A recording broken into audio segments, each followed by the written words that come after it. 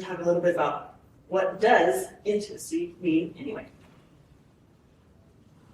So according to dictionary.com, intimacy means warm friendship, a close, familiar, affectionate, loving, personal relationship, something private or personal, comfortable, cozy, or familiar, and sexual relations. So it's in there, but it's just not the only or first definition of intimate or intimacy.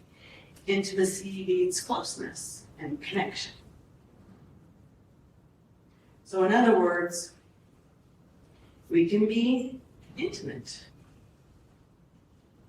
without being sexual, and we can be sexual without being intimate. Our green book, Sex Acts Anonymous, has a great insight regarding intimacy. We may discover that healthier sexuality begins long before any actual sexual acts, with a change in our emotional presence and connection with others. When we allow ourselves to be intimate with our own emotions, we become aware of how we are really feeling without judging or censoring ourselves for it. We gradually learn to be honest about our feelings with others while being open to their feelings as well.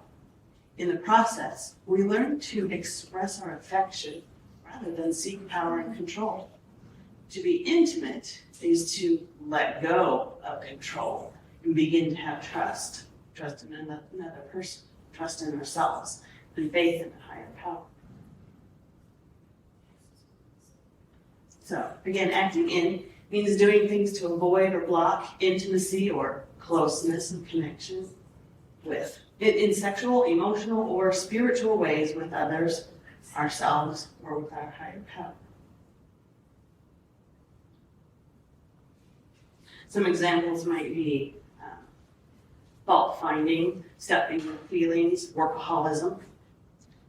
Now, acting in can also mean not doing things that promote vulnerability, trust, and connection. For example, not making eye contact with people or not inviting people for dinner. So acting in is intimacy avoidance.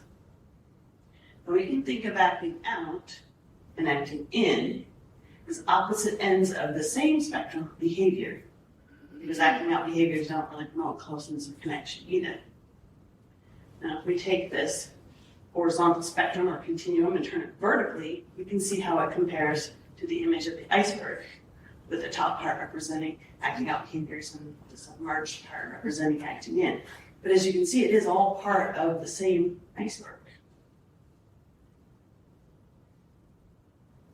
As our green book puts it, whether we were acting out or not being sexual at all, our addiction involved being emotionally unavailable